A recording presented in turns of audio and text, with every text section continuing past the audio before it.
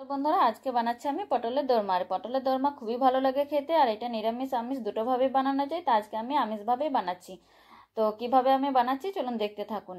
এখানে আমি 400 গ্রাম মতো পটল নিয়ে নিচ্ছি, আর পটলগুলো একটু বড় সাইজের নিতে হবে, তাহলে বেশ ভালো হয়, পুর ভরাটা ভালো হবে। তো এখানে আমি পটলগুলো এবার একটু দুদিকটা কেটে নেব, একদিকটা একটু ছোট করে একদিকটা একটু চওড়া করে কেটে নিয়েছি। আর এবার ছুরির সাহায্যে এভাবে পটলের গাটা পুরো ঘষে নিয়েছি।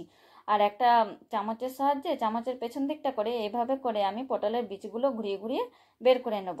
আর দেখবেন যে তলার দিকটা যাতে ফেটে না যায়, সেই হিসেব করে বীজগুলো বের করে নিতে হবে। তো আমি এইভাবে করে সব পটলের বীজগুলোই বের করে নিয়েছি। তো দেখেই বুঝতে পাচ্ছেন আমি কিভাবে করে বার করলাম, আর তলার দিকটা কিন্তু ফুটো হয়ে যায়নি। তো এইভাবে করে আমি বের করে নিয়েছি, আর পটলের বীজগুলো ফেলে দেবো না, এগুলো পুড়ে আমি ব্যবহার করে নেব। তো এটা আমি মিক্সিতে পেস্ট করে নেব। আর এদিকে চিকেন কিমা নিয়েছি 250 গ্রাম মতো পটলের পুরের জন্য। এবার অন্যদিকে গ্যাসেতে আমি কড়াই বসিয়ে দিয়েছি, দিয়ে দিলাম সর্ষের তেল।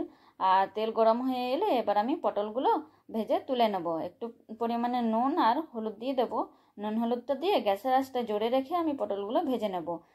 আর জোরে রেখে এই কারণে ভেজে নিতে হবে যে তাহলে পটলের গাটা একটু লাল লাল কালার হবে আর নরম হয়ে যাবে না, তাই এইভাবে করে ভেজে নিতে হবে। তো পটলগুলো আমার লাল করে ভাজা হয়ে গেছে, এবার তুলে নেব। এবার ওই তেলের মধ্যে আমি দিয়ে দেবো বেশ খানিকটা পেঁয়াজ কুচানো। এবার আমি পটলের জন্য পুরটা তৈরি করে নেব। তো পেঁয়াজ কুচিটা আমার লাল হয়ে এলে এবার ওর মধ্যে দিয়ে দেবো চিকেন কিমাটা। আর চিকেন কিমাটা দিয়ে এবার ওর মধ্যে পরিমাণ মতো নুন আর হলুদ দিয়ে দেবো। নুন হলুদটা দিয়ে একটুখানি আমি চিকেনটা আগে ভেজে নেব। তো একটুখানি ভেজে নেওয়ার পর জল ছেড়ে এলে এবার ওর মধ্যে আমি কিছু মশলা অ্যাড করে নেব। আর এর মধ্যে এবার আমি দিয়ে দেবো জিরের গুঁড়ো আর পরিমাণ মতো ধনের গুঁড়ো। আর এখানে দিয়েছি আদা রসুন আর কাঁচা লঙ্কার পেস্ট। এবার এইগুলো সব দিয়ে আমি ভালো করে চিকেনটা কষে নেব। একটুখানি কষা হয়ে এলে এবার ওর মধ্যে দিয়ে দেবো যে বেটে রেখেছিলাম পটলের বীজগুলো, সেটা দিয়ে দিচ্ছি। আর দিয়ে দিলাম একটুখানি পরিমাণে নুন। এবার দিয়ে এগুলো আমি আবারও কষে নেব ভালো করে, আর একটু এটা শুকনো হওয়া অবধি কষে নিতে হবে, মানে পুরো জলটা শুকিয়ে যায় যেমন। তো এইভাবে করে আমি কষিয়ে নিয়েছি। এবার ওর মধ্যে দিয়ে দেবো আমি একটুখানি গরম মশলার গুঁড়ো। আর গরম মশলার গুঁড়োটা দিয়ে ভালো করে নেড়ে চেড়ে এবার আমি এটা নামিয়ে ঠান্ডা করে নেব। তো এদিকে একটা অন্য জায়গায় আমি নামিয়ে ঠান্ডা করে নিয়েছি। এবার পটল যেগুলো ভেজে রেখেছিলাম এবার ওর মধ্যে এইভাবে করে হাতে গোল্লা পাকিয়ে পুরটা আমি এভাবে করে পটলের মধ্যে সব ঢুকিয়ে নেব, আর যতটা চেপে চেপে ঢোকানো যায় সেভাবে আমি ঢুকিয়ে নেব। তো এইভাবে করে আমি সব পুরগুলোই ভরে নিয়েছি। তো দেখুন একটাও কিন্তু বেরিয়েও যাবে না। তারপরে এবার গ্যাসেতে আবার একটা অন্য কড়াই বসিয়ে নিয়েছি। এবার ওর মধ্যে দিয়ে দিলাম গোটা জিরে আর গোটা গরম মশলা, একটা তেজপাতা, শুকনো লঙ্কাটা দিয়ে একটুখানি নেড়ে চেড়ে দিয়ে দিলাম পেঁয়াজ কুচি। আর পেঁয়াজ কুচিটা দিয়ে একটুখানি নুন দিয়ে আমি পেঁয়াজটা লাল করে ভেজে নেব, গ্রেভিটা তৈরি করে নেব।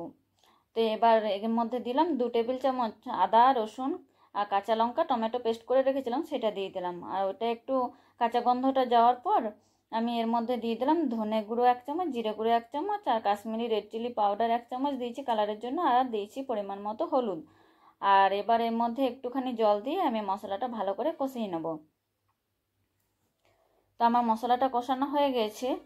আর এবার এর মধ্যে আমি 2 টেবিল চামচ মতো ফেটিয়ে রেখেছিলাম টক দই আগে থেকে, সেটা দিয়ে দিয়েছি। আর এখন কিন্তু গ্যাসের আঁচটা একদম লোতে রাখবো। আর এইভাবে ঘুরিয়ে ঘুরিয়ে আমি টক দইটা মশলাটার সাথে ভালো করে কষিয়ে নেব তেল ছাড়া আসা অবধি। তো আমার এদিকে মশলাটা কষানো হয়ে গেছে। এবার ওর মধ্যে আমি দিয়ে দেবো পরিমাণ মতো জল। আর খুব বেশি আমি ঝোল রাখবো না, একটু মাখো করব, তাই জলটা একটু কমিয়ে দেবো। তো জল দিয়ে আমি ঝোলটা ফুটে এলে এবার ওর মধ্যে দিয়ে দিলাম পুরো ভরে রাখা পটলগুলো। তো পটলগুলো দিয়ে আমি একটু নেড়ে চেড়ে এটা আমি 2 থেকে 3 মিনিট ফুটিয়ে নেব। তো 2 থেকে 3 মিনিট পর আমি এবার এর মধ্যে দিয়ে দেবো গরম মশলার গুঁড়ো। আর খুব বেশি ফোটাবো না, না হলে আবার পুরটা বেরিয়ে যাওয়ার সম্ভাবনা থাকে। তো গরম মশলার গুঁড়োটা দিয়ে এবার আমি একটু নেড়ে চেড়ে এটা গ্যাসের আঁচটা আমি বন্ধ করে দেবো।